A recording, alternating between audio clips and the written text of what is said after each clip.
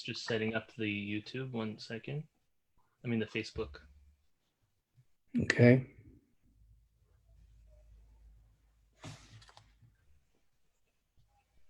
Okay, it's live. We're just going to give a couple moments for people to get on.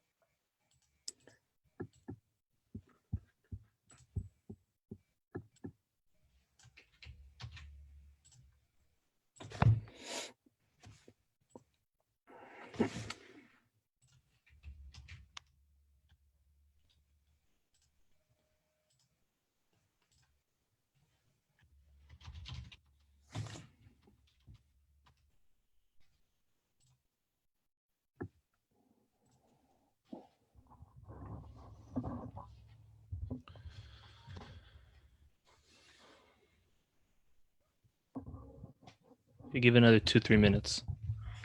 Sure.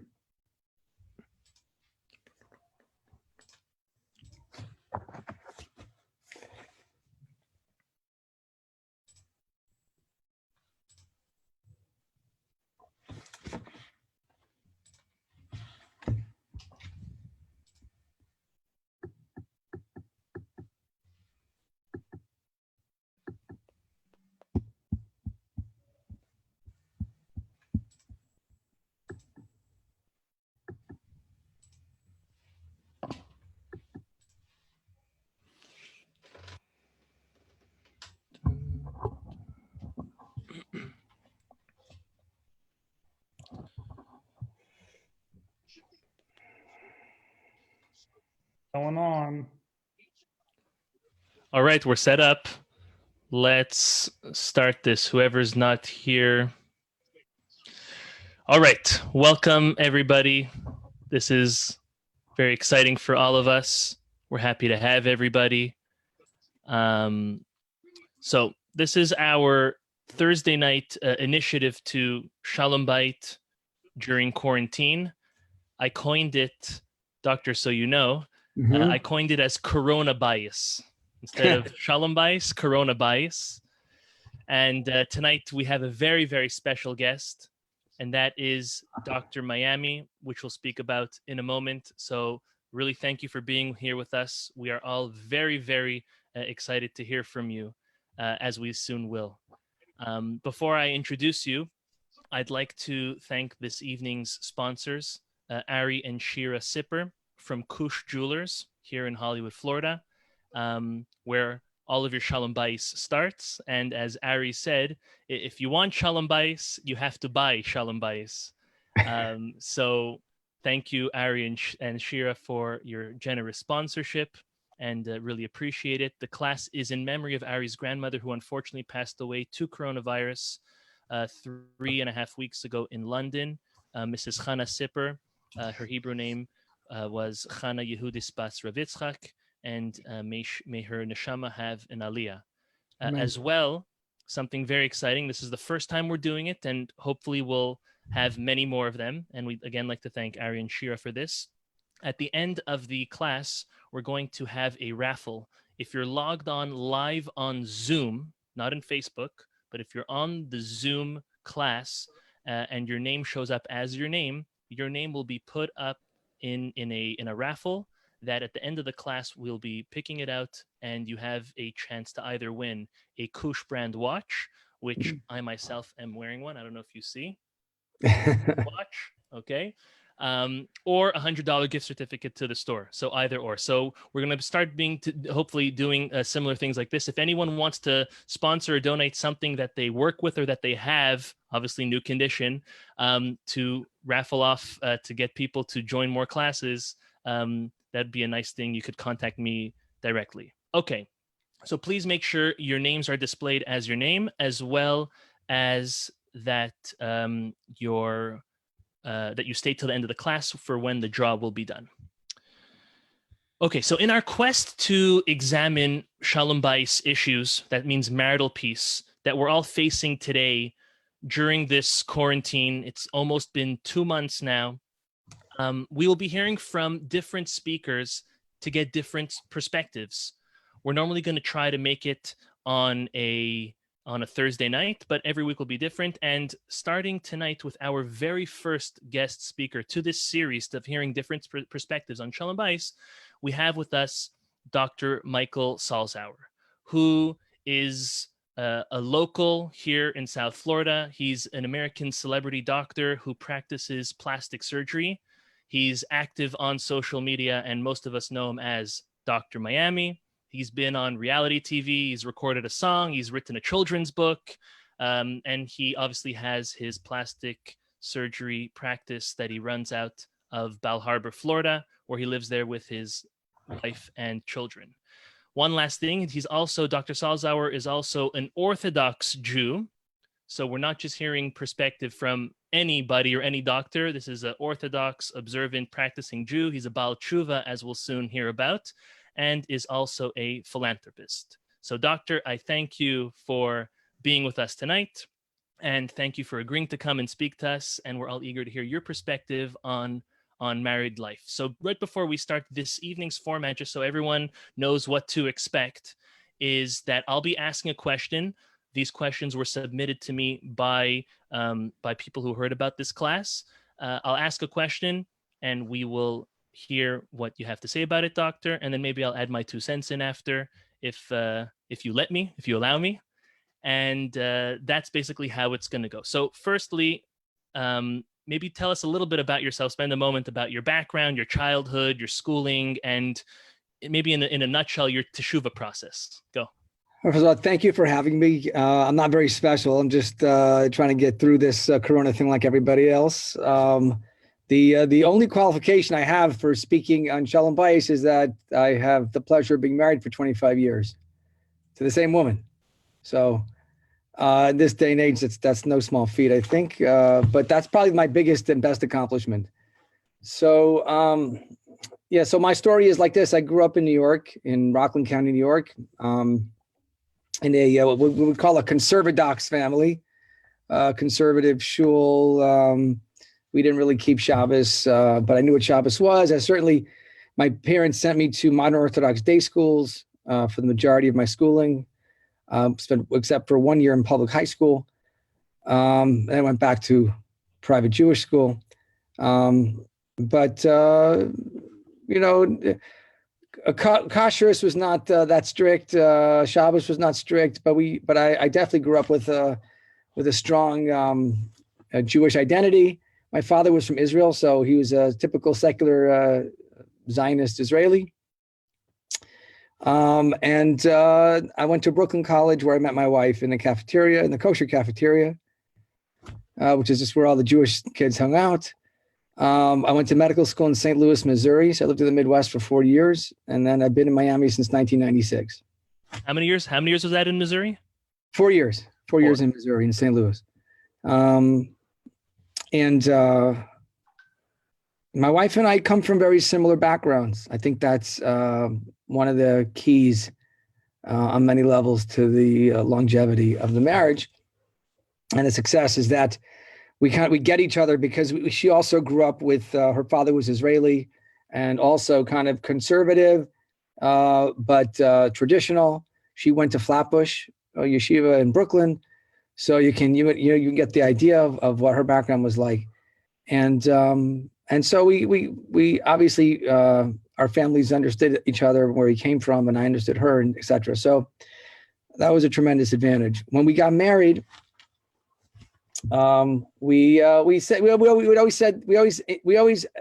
admired the Orthodox lifestyle, but it was one of those things when you're 19, 20, 21, it's something that we'll do it when we, later, sometime, one day, maybe when we have kids, we'll be Orthodox. So I'm not a pure Baal Tshuva out of left field. Do you know what I mean? I had a lot of friends that were modern Orthodox, at least growing up. Although I don't think I knew really any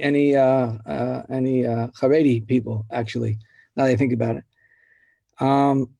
So What got you more into Judaism as the time? So I was a surgical resident and at Mount Sinai Hospital in Miami Beach, and it was the day in and day out, face to face with mortality, and the very serious aspects of life that were led me to ask deeper questions than the usual early 20s kid typically asks. There's only so many movies and restaurants you can go to and parties you can hang out at and whatever. Eventually you start to look for more meaningful things. So the fact that I was in the hospital dealing with life and death, a lot of death actually, that's what led me to more deep spiritual searching. So about 3 years into my surgical residency, my wife and I decided that it was time to start a family, and we actually were driving around looking to move out of an apartment and buy a house, and we found the Shul of Bal Harbor, and I had been there once before. The previous Yom Kippur, I had actually gone there, and then we found these houses in Surfside, and we said, "Oh, they're in our budget, and it's right next to this beautiful shul." And we started going with that Rosh Hashanah. We moved in right before Rosh Hashanah, and by Sukkot, I was wearing a kippah and tzitzis, I think, by the end of Tishrei. That's fast. Well, because I had a background, and it's like something we had kind of planned, and then my wife found out she was pregnant, and it just kind of went from there. I was a little bit ahead of her, maybe, but not that much. So we did tshuva together. It seems like yesterday, it was actually. And how many years ago is this?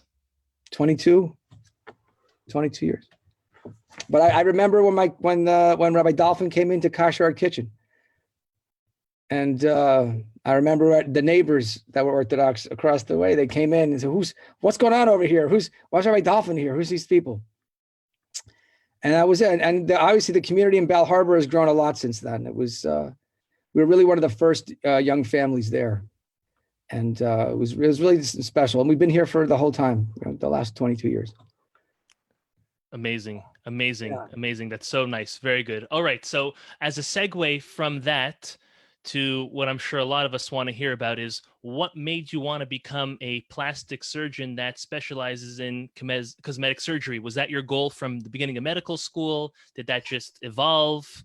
No, it evolved. I always wanted to be a surgeon since I was a little kid. I used to watch a TV show called MASH, and I used to think that looks like, I didn't realize it was a sitcom, but to me, it looked so cool. They were like saving lives and telling jokes, and that was my ideal and since I was a little kid, that's what I wanted to do. So I knew I wanted to be a surgeon. And then in undergraduate, I started volunteering at hospitals, and I thought I'd be a neurosurgeon, an orthopedic surgeon. Those are the types of surgery that I knew about. I'd never met a plastic surgeon. I didn't know anything about cosmetic surgery at all, actually, at the time. I just started dating my wife that year. I was 19. And she had a car and I didn't, and she dropped me off at my wasn't an apartment, it was a room I was renting in a house in Brooklyn, and she turned the corner and she drove down Ocean Parkway and made a left turn, and somebody hit her, and so she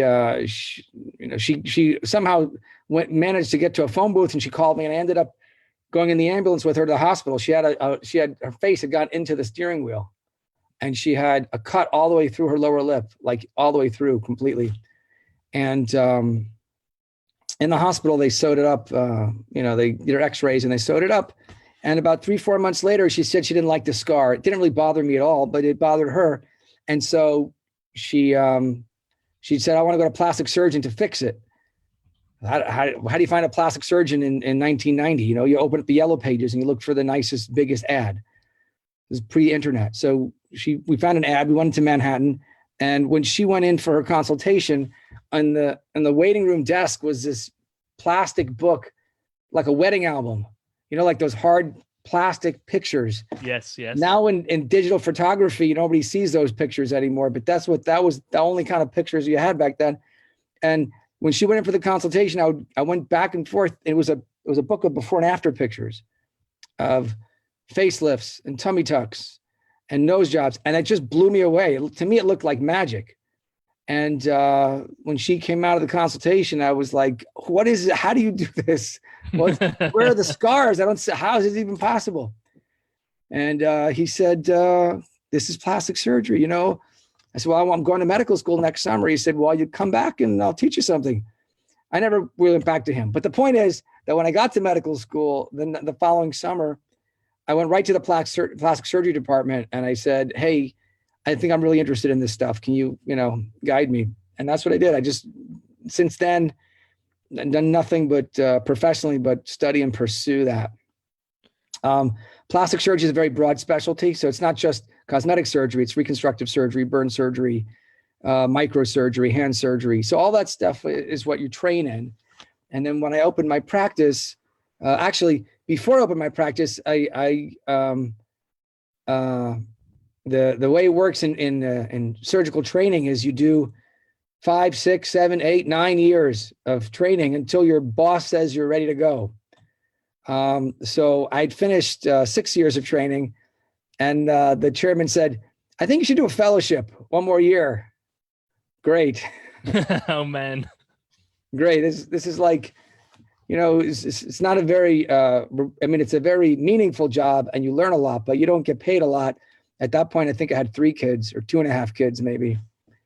And I said, okay, fine. But I'm not leaving Miami. He said, no, I can get you a job in Dallas. And then I said, no, we're here. We have a community. We want to stay. And so the only fellowships available in Miami was outside the university was the Cleveland Clinic in Weston had an aesthetic surgery fellowship. I said, oh, that's interesting. Let me go see if I can get that fellowship. And I did. And so I did an extra year there. And so that was in just a year after I finished all my plastic surgery, I did a year in aesthetic surgery. And so that really opened my eyes to cosmetic surgery, but it wasn't something that I could say I wanted since I was a teenager, or since it's just sort of the evolution of surgery. Surgery was your dream. Surgery was my dream. Guess the I loved plastic surgery, and then aesthetic surgery was like the icing on the cake. And but of course, the first few years in practice, I didn't just do cosmetic surgery. I did a lot of emergency room work, hand surgery, accidents, putting back fingers that got chopped off by accident, or things like arms and like all kinds of interesting stuff, gunshot wounds and whatever. But over the last 17 years, the practice has more and more become purely aesthetic. Amazing. Okay, so continuation of that, and I think this is already getting into more of the marital piece. This is not specific to marriage yet. We'll fine tune a little more, but the question's as follows. Nowadays, more than ever, and especially in your line of work, we understand how people always judge others by their cover, by what they're wearing, by the way they look. And we know we're not supposed to. Unfortunately, it's just a fact of life. We do judge books by their cover. We judge flyers by the way they look. We judge people by the way they look. What would your recommendation be to helping people, and then we'll evolve into couples, on how to not judge people by the way they dress or by the way they look, especially since that cover, I put in brackets, that cover, even their physical cover, can be changed so easily and even be deceiving on what the inner parts of the person or the character traits of the person really are. So it's along the lines of judgment. What type of tip can you tell people to not judge people by their cover, especially since their cover is so easily changeable by your very own hands? I mean, it's unpack that question. There's a lot of different parts to it. So first of all, we're interested to hear from you. Yeah. So first of all, I think that it's natural to judge people by the cover. I think how else are you supposed to judge somebody or any situation when you first encounter it? You gotta, You got to decide when you meet somebody or you're in a situation, is it dangerous? Is it friendly? Is it, should I run the other way? So it's normal and natural to judge people and everything really by appearances to begin with, right? That's what our eyes are there for.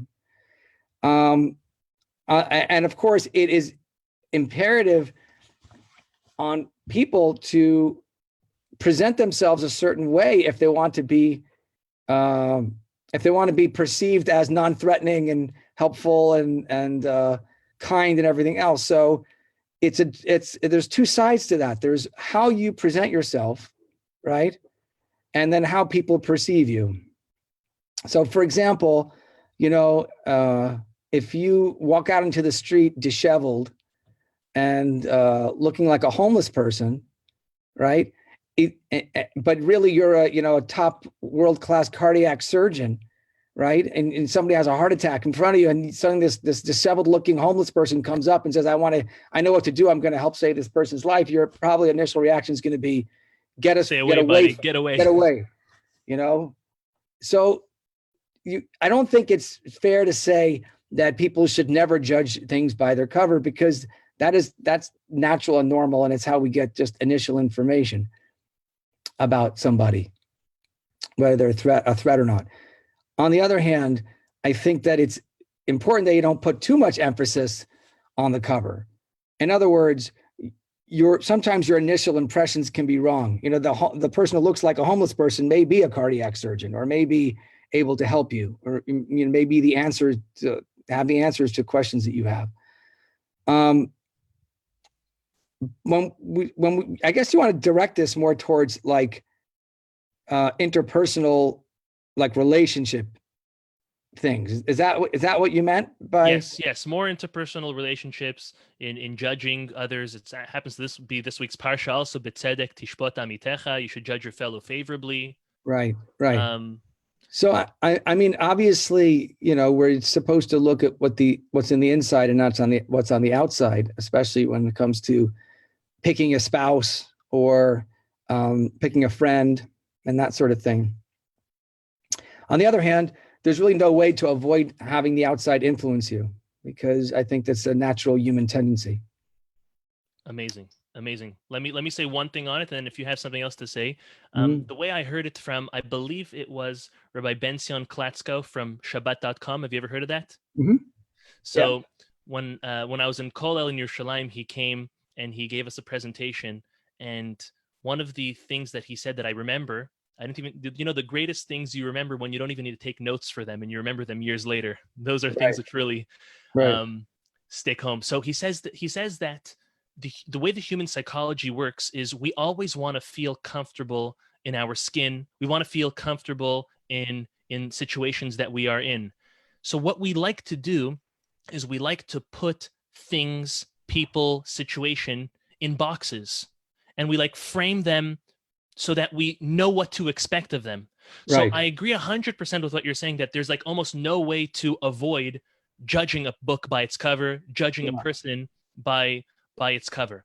On the other hand, it's interesting to know that the Talmud says that a Torah scholar, and it's not limited to a Talmud Chacham, a Torah scholar himself, but it also includes his family, includes his wife, his children, the people that study Torah with him, or anyone for that matter that learns Torah, lives a Torah life, needs to make sure that they are always dressed and groomed properly, not just for themselves, but more for the way of life and the Torah that they represent. And this is going to lead us to the following questions. Is I think the most important is being represented in a dignified manner, not in a flabbergasting, spotlight, attention-seeking way.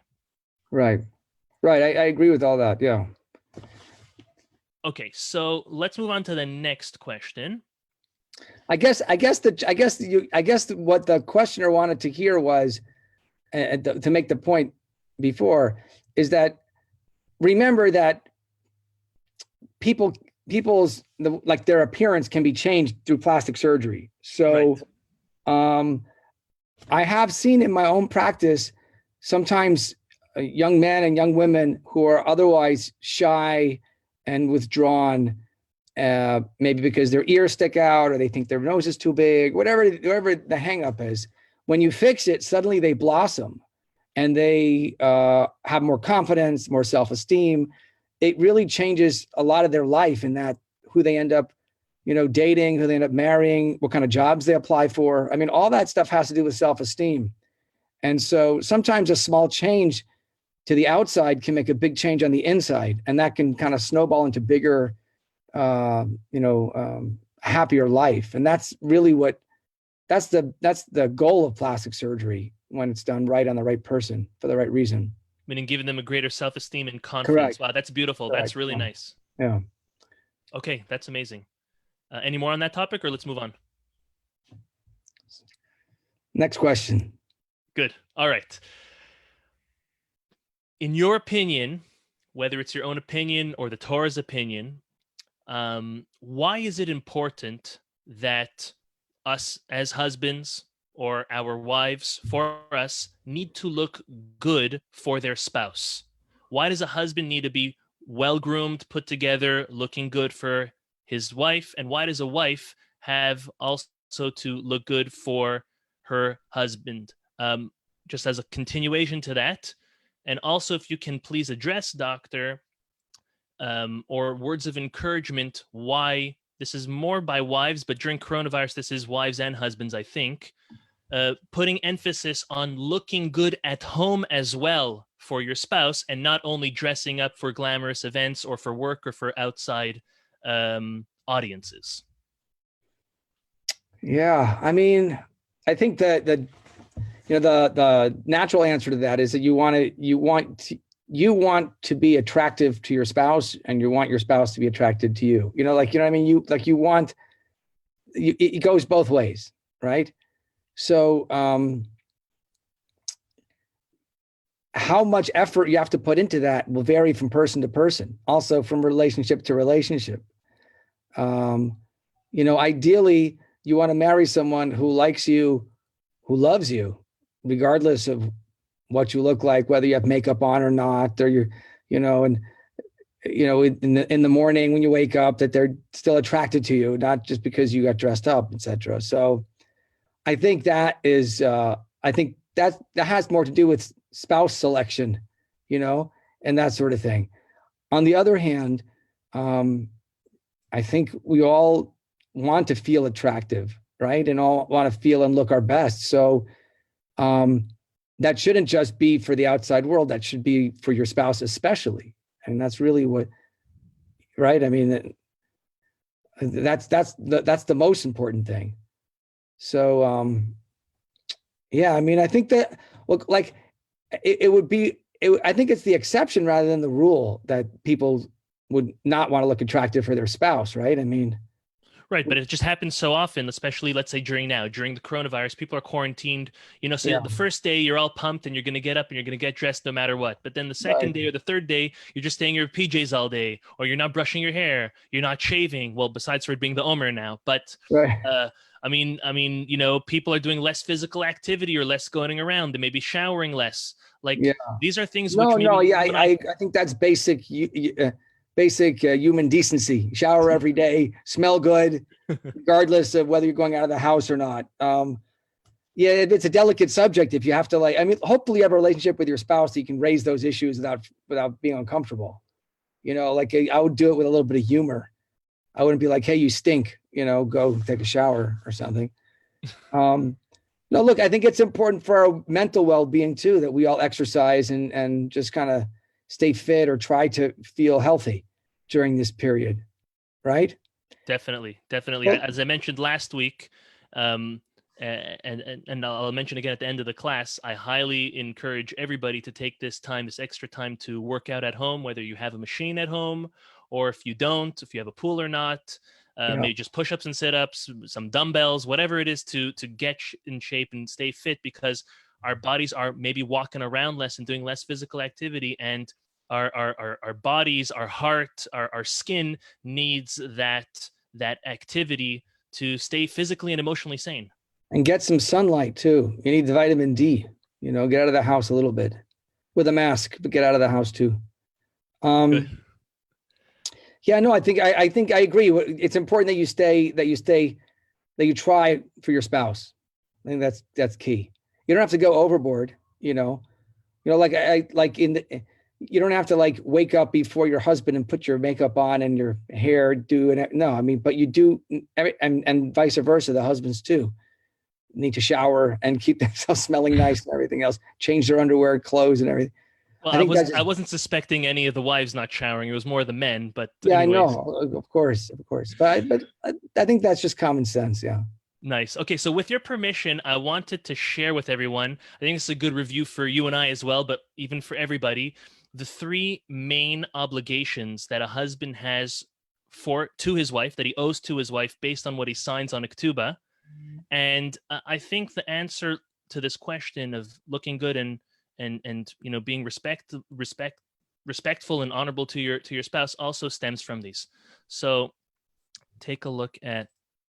Okay, so in Exodus, in Shemot chapter 21, verse 10, the Torah tells us, "Imachereti kachlo," that when a person takes a wife, in this case it happens to be another wife, but when a person takes a wife, he shall not diminish from her she'era. That's number 1. Number 2 is kesuta.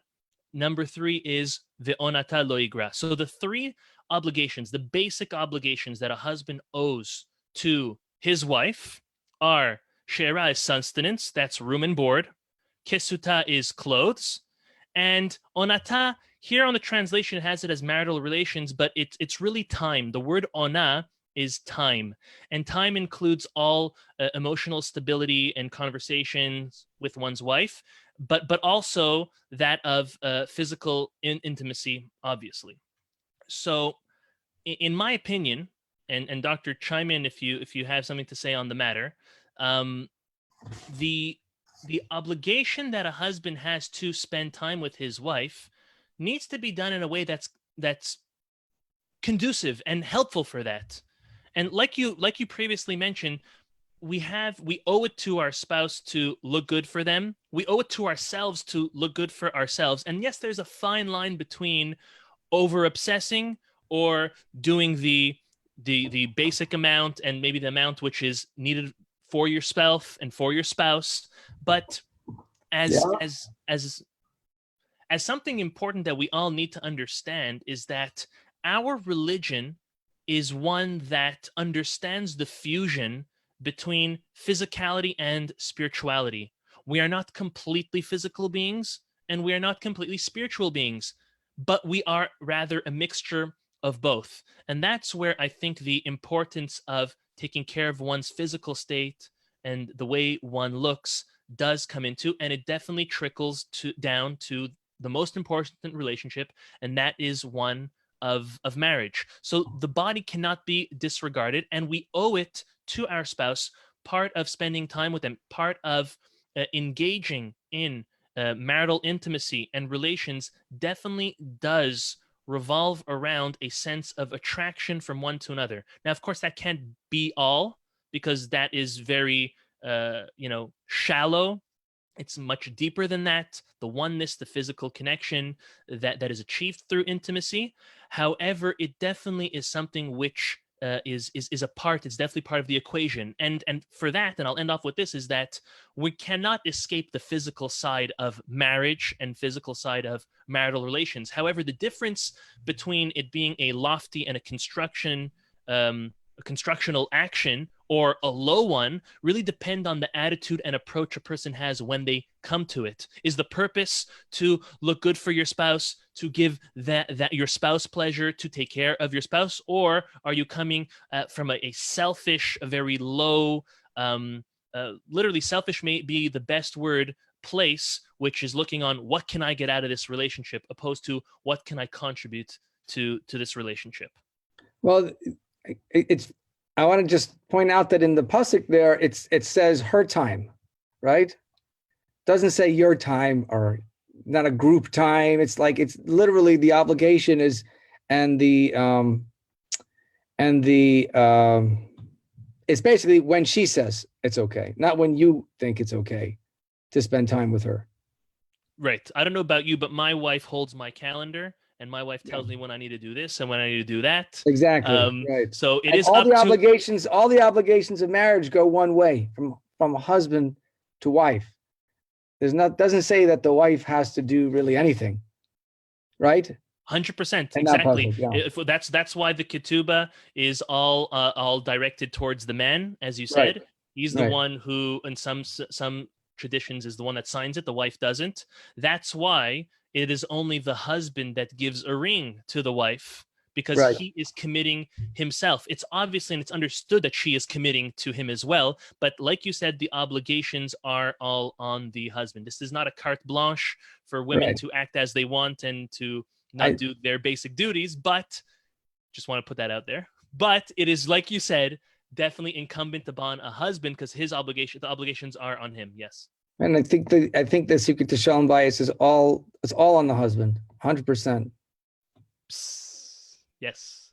Like the Zohar says, the famous Zohar, you know it, and we all know it, is that the husband's the sun, the wife is the moon, and whatever light the sun reflects on the moon is what the moon reflects back. A woman is like a mirror, and whatever you see in your wife, the beautiful, the happy, or the imperfect and the flaws, or the down and dreary, is only a reflection of what you are portraying towards her. So just to end off this section is, and I think you agree with me, the whole idea is always dressing and looking dignified, opposed to being provocative and attractive to outsiders, because in Torah and in Judaism, there's no room for that. Yeah, but there's a difference between being attractive and being attracting. I think tell being me about attractive that. is okay. What? Tell us about that. No, I think being attractive is fine. Being attracting is different. That's when you're trying to gain the attention of other people outside, you should not be gaining their attention. Because it'll lead to no good, lead to trouble, lead to sin. Yes. Or just, it's a waste of time. That, nowadays wasting time may be, of course, horrible, but not the worst. But getting into trouble, I think, is even worse. Right? The Talmud says a person who sits, as horrible as it is to waste time and to sit doing nothing, they get merit for not sinning. That's how severe sin is, and that's how, unfortunately, how easy it is to sin. Right. Okay.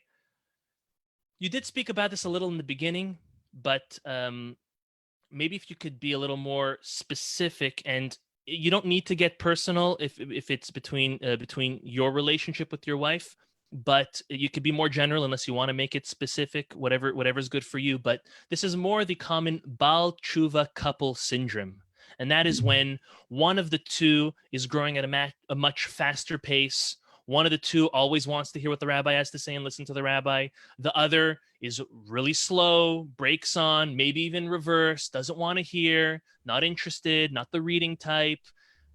When you have a marriage like that, which in truth, every marriage is like that. There's always one that's moving quicker than the other. How do you maintain peace in the home? Now, I have a little bit to share on that, but I want to hear from you first. In our situation, it was a long time ago. It's hard to remember. We didn't really have that much friction because I was so, let's say, self-absorbed that I didn't really it didn't bother me that she was wearing pants or going to non-kosher restaurants. She would only eat dairy non-kosher, so that was okay. And it was more, I just loved her. I still love her. I just said it didn't really bother me. It didn't really bother me. And then we were lucky in that we were in a community, and so it was the wives of the Rebbitzins in the neighborhood that influenced her. It's really, I never tried to influence her, and I think that as a spouse, it's almost impossible. It's very, very difficult to influence your family, whether it's a wife or a brother or a cousin, but if you just focus on yourself and you lead by example you show that you're a better husband because you're firm, you're a better husband, because you're firm, you're a better friend, a better neighbor, a better boss, a better whatever. So people will naturally be attracted to that and they'll come around. So yeah, we were very fortunate. We were in a neighborhood and I just did my thing and she let me, which was important. Which may not be easy because she may be stuck on, dressing a certain way, going to certain places, Yeah, eating but at certain places.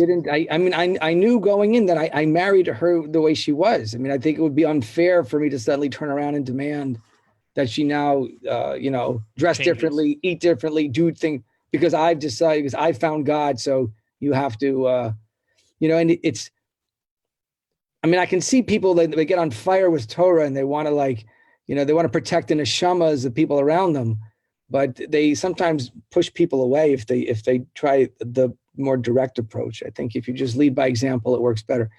And I was probably maybe a 6 months to a year ahead of her, so to speak, max, but I just when you were asking the question, I remember a couple that I know they're super from now for 25 years. They were from before we were from, and I think the husband became from before the wife, and he wanted to get rid of the TV, and it was like a whole thing. And she said, "You're crazy. This is ridiculous. This is so." And a couple of years later, she was like more from than he was. And they had to move out of our neighborhood because our neighborhood is not from enough for them anymore. They had to go to like a more from place. So you never know. You never know. Sometimes the most obstinate spouse ends up being the more religious one in the end.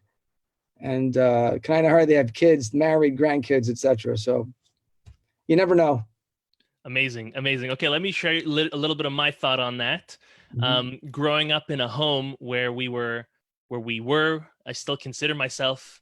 Everyone should always consider themselves as a Baal Teshuvah. That means a person who's owning the idea of repentance and tshuva and growth.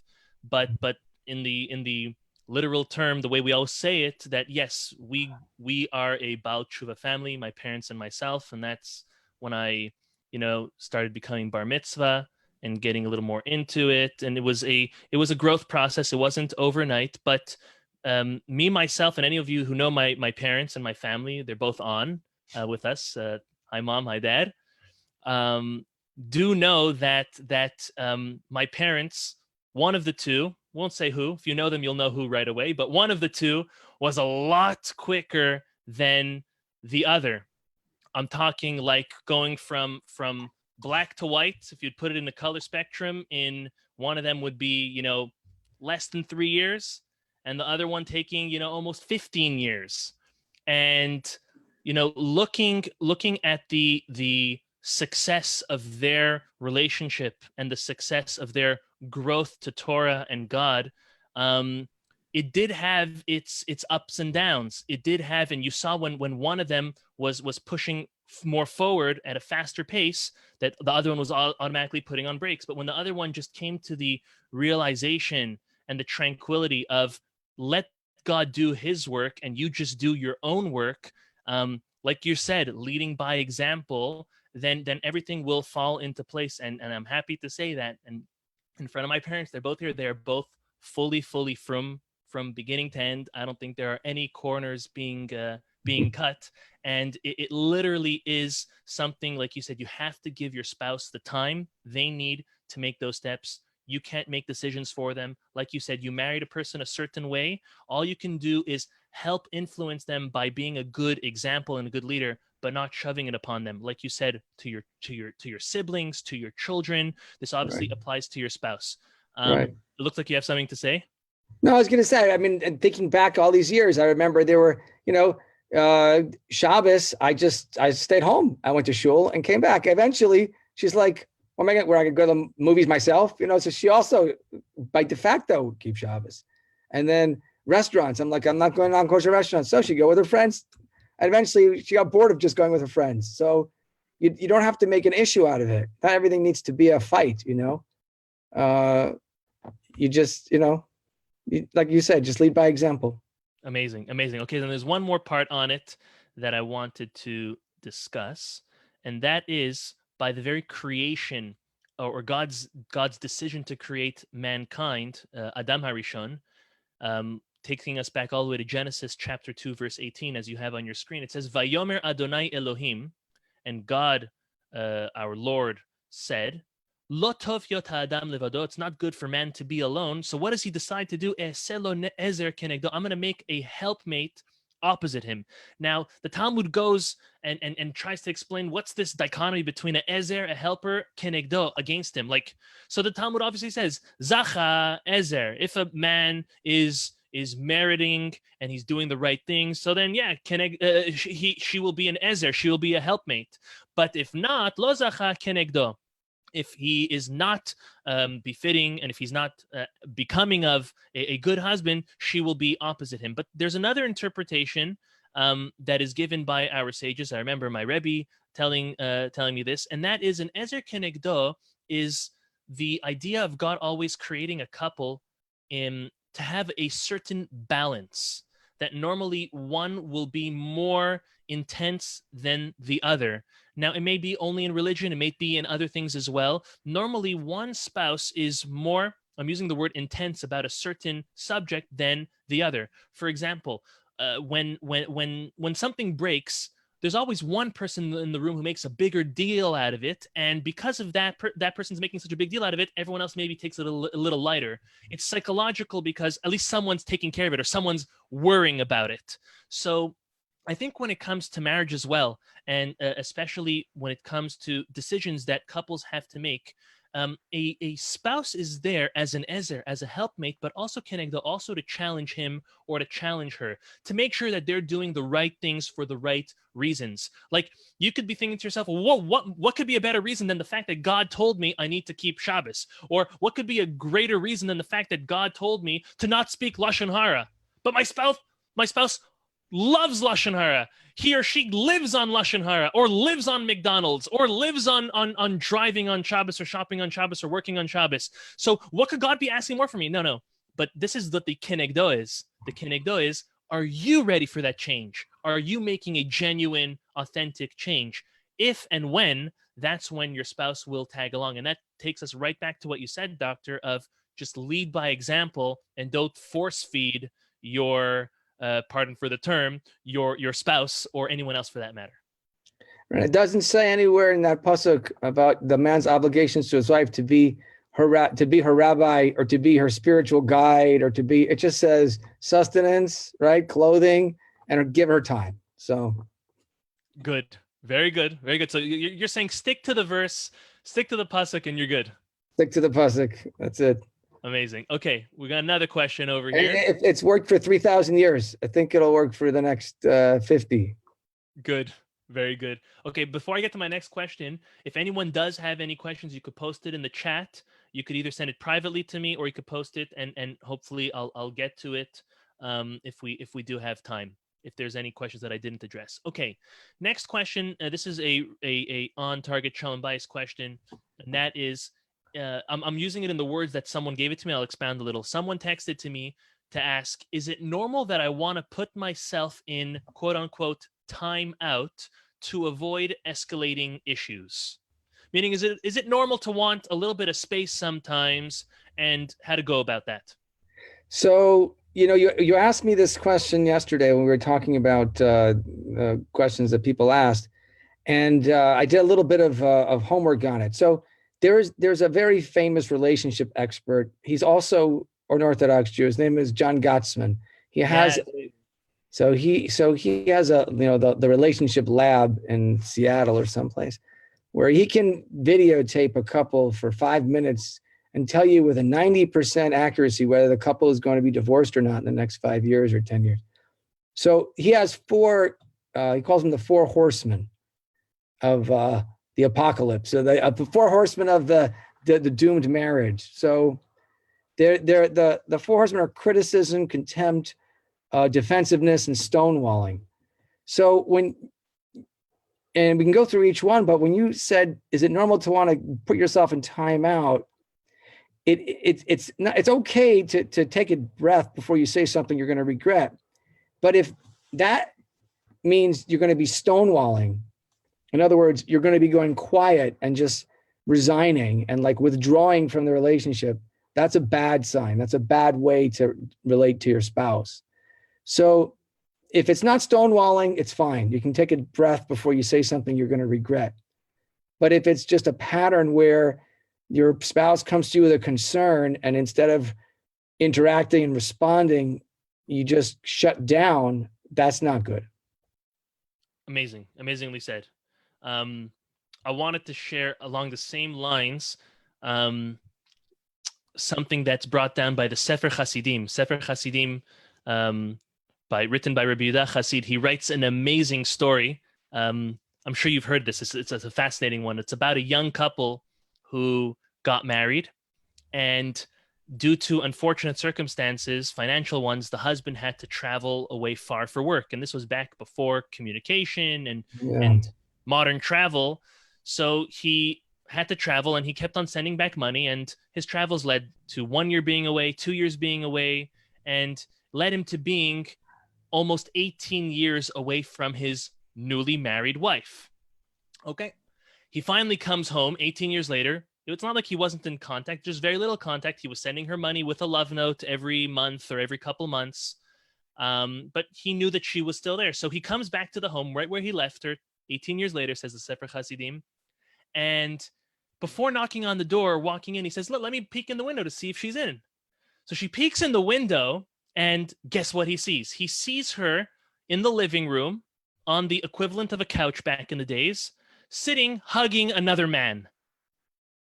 So the guy's blood was boiling. He was furious. He was literally ready to barge through the door and murder the two of them. And right before barging in the door, the image of his father, almost like the way Yosef HaTzadik had his father Jacob come in an image to him, the words of his father come to his mind and tells him, my son, meaning it's not that he tells him, like he always told him. The lesson was, never act in haste, never act in anger, always take a night to sleep it out. And as hard as it was, he did. He didn't knock on the door, he didn't barge through, he turned around and he went to sleep somewhere else. He came back the next morning calmed. We could all imagine how devastating such a scene would be, right? How much self-control you'd have to not barge in and murder them. He comes back the next morning and he knocks on the door, still furious, but obviously calmer. And he sees his wife, and his wife jumps on him and hugs him and says, honey, I can't believe it's you. And he's thinking in your head, you full of... Anyways, he looks at her and he says, I have to be honest with you, my dear. Last night, I saw you sitting on the couch with another man. What's going on? I'll give you a chance to explain yourself. So she looks at him and says, that wasn't another man. That's our son. When you left, we didn't even know that I was pregnant. And that's our son. So the lesson the Sefer Hasidim says, and this is more of a lesson in anger and a lesson in acting in haste, is this individual could have just destroyed his whole family, meaning the only two people he had, his wife and his son, not knowingly, just acting out of anger, but he took the time to reflect. Now, I'm not saying every blow up or every discussion or argument has to give a full night's rest to come to your senses to speak about it. We don't always have that luxury. However, there is something that is brought down. There is something to appreciate about giving it time sometimes. Like you said, it can't always be stonewalling or always silent treatment. But there is something to be said about giving it a moment. Many sages say, go and wash your face. Go do netilat yadayim, obviously without a bracha. Cool down and come back and address the issue. So I think you said it perfectly. It's a balance between not stonewalling or silent treatment or avoiding, but also the perfect balance of collecting your thoughts and keeping your cool when addressing the situation. Easier said than done. Definitely. Okay. Last question, unless there's anything, well, this probably will sum it up for us. Last question is, are there any tips for Shalom Bayis, for peace in the home, that you can prescribe? You're a doctor, right? You prescribe on a daily basis.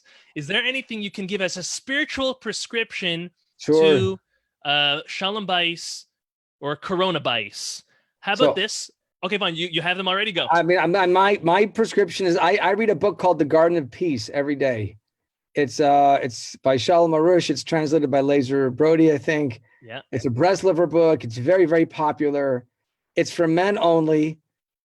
I've been reading it since it came out, more than 10 years, maybe 12 years. I don't know. I read it once and it just changed my whole life. And I reread it every morning, a couple of pages every morning. And then when I finish, I start over again. So that's my prescription. Get that book. If you haven't heard of it or you haven't read it, they have it in Spanish, French, Russian, Hebrew, obviously. And that's it. That's the closest thing I can give you to like a secret recipe. Amazing. That's amazing. Your persistence and rereading and every morning. God bless you. And every time I read it, I see something new. Every time I read it, I understand something that I didn't understand the first time I read it. But Shalom Bayit is the hardest thing you'll ever do. In my opinion, the hardest thing that I've ever had to do. And it's not because my wife is particularly difficult or I'm abnormal or something. It's just, men and women are very different. And it's a miracle that we're able to live together, coexist. It really is. And you get your head around it. It's really quite a nice, but it requires effort and it requires work and patience. Amazing. Okay, let me give you my tips I gave last week, and I agree with your tip 100%. There's nothing like education and teaching, learning, reading.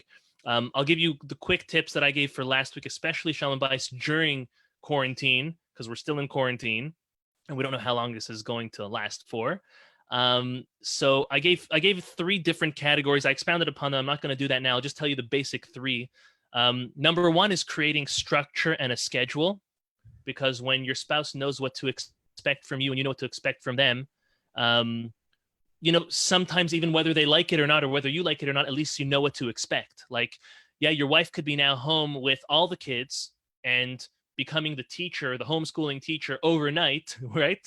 But if she knows that you're at work for half the day or all day or none of the day, she knows what to expect from you and vice versa as well. So that I think could help a lot. So making a schedule to get up at a certain time, to get dressed, like we said, to take care of yourself, to take care of everybody, I think will be a big and important time tip for this coronavirus, Corona Bayit, Shalom Bayit time. Next is use this time, and you struck upon this, to grow intellectually and spiritually by reading Torah books, reading self-help and motivational books, reading storybooks, about our great sages, whether it's to your children, to your spouse, to yourself, but use this time to read. Use this time to maybe try to zoom out of your phones and the news and start reading. Get back to reading and writing. And I've done more math problems in the past month with my son than I've done in the past decade of my life. So it is a nice time to learn and to grow, and we have to appreciate this time as well. So the first was schedule and structure. The second is learning, reading, growing. And the third is staying healthy, eating healthy, and working out. As I said last week, and some people said, "Oh, how could you say that in front of everybody?" It's maybe it's a little boastful or not humble, but I said last week something, and I said it with the intention. I'll re-say it again this week with the intention to encourage everyone to do the same. Is since the quarantine has started, with the exception of Shabbat and the holidays and the odd day here or there, almost every single day I have been working out. And everyone should make sure that they work out on a daily basis now more than ever. We're not walking to our cars, to our offices, or through the schools or anything else that we do. We're not even walking to shul on Shabbos anymore. It's so important that we make sure that we keep our health, our stamina up to date, up to par, and in my case, even better than it was before. Yeah, I used to play sports a couple times a week, but now my heart is racing every single day. I'm sweating it out. I'm building good health, and we should all be doing the same. So structure is super important. Structure and schedule, growing through reading, and working out and eating healthy. I think those are my personal 3 tips. In the meantime, if you thought of another one, go for it. No, I would say that also from a religious standpoint, that you have a halachic obligation to take care of your body. Ushmartem me'od. Yeah, you have a halachic obligation. I think that I listened to a lecture on headliners. Many Rabbanim from Bnei Brak and Lakewood, they're on the exercise bandwagon, trying to make sure that, especially Orthodox people who are you live the letter of the law, you need to take care of your body. It's in the Torah. It's part of being a frum Jew, is being healthy, not smoking, working out, cardiovascular health, etc. And the other thing, when you were talking about reading books and stuff, I remember I was going through a phase maybe 10 years ago where I was reading, besides Garden of Peace, I was reading Men Are From Mars, Women Are From Venus, and the 5 Love Languages, and I love that book, by the way. The 5 Languages is one of my favorite books. It's a great book. I forget what I did wrong one day, but my wife threw the book at me, literally threw the book right in the face. So if you are going to do some reading and etc., just remember that there's a way to present ideas to your spouse, and there's a way that like is preachy and condescending or whatever. And if you do that, you'll get the book thrown at you. So definitely. Well, I could, if I were you, I'd thank my wife for throwing that book at you, because I think it was my wife also who introduced me to that book. And no. You don't understand. I was reading it and I was like, this is such a great book. If you just read this book, we would have such a great relationship. She's like, really? That's what I meant. Not good. That she wanted me to read it. I was like, it's like the same thing with becoming frum.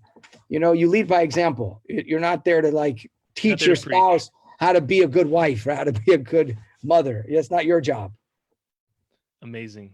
Listen, I would be the first one to say if I disagreed with anything you said, and you have my not like you need it, but I agree with everything you said. I think it was super inspirational, very, very exciting to hear from you, and truly deeply appreciate you taking the hour out of your busy schedule to it's not so busy.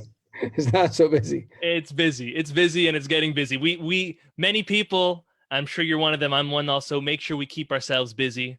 And we really, really appreciate it. Words cannot express the amount of appreciation we have for you, Doctor, to join us. Thank you very much. Thank you very much. Thank you.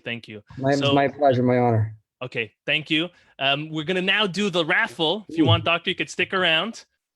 Shira, make sure you put the doctor's name in the raffle as well. No, my son was knocking on the door. I have to go see what he wanted. Okay, go for it.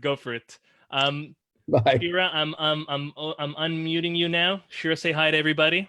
Hi. First of all, thank you, Rabbi Laredo and Dr. Shalom. Ari, let me see you, Ari.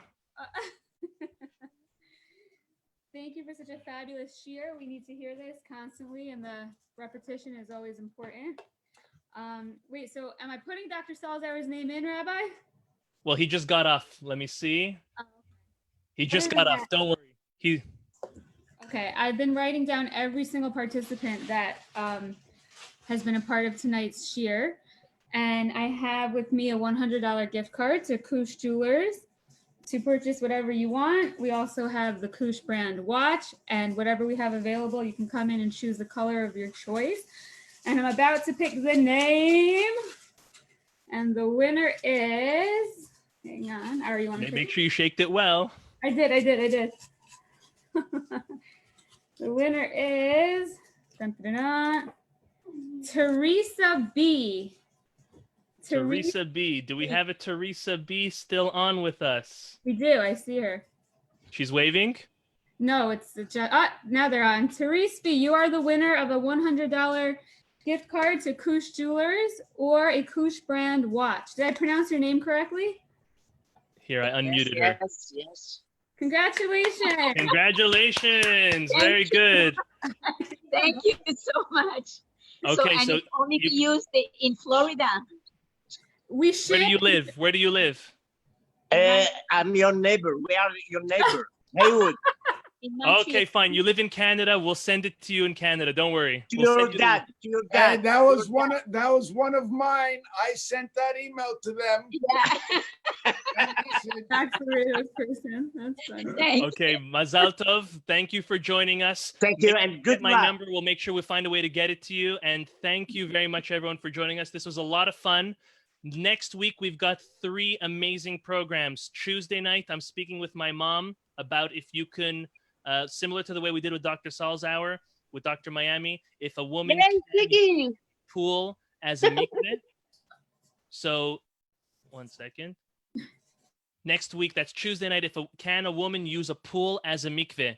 The short answer is obviously no, but why? So that's going to be 8:30 Tuesday night. Wednesday night, 8:30 is Zera Shimshon on the Parsha. And Thursday night is going to be a class on Pesach Sheni, which is Thursday night and Friday next week. So stay tuned. Invite your friends to join. And hopefully, if Ari and Shira are super nice and generous as they always are, maybe there'll be some more giveaways. And if anyone would like to give away any type of a gift card or gift to try to promote more people to learn Torah, please contact me and we will graciously and very appreciatively accept it. Thank you, everyone. This was a lot of fun, and have a great, great evening and weekend. Bye, everyone. Thank you. Awesome.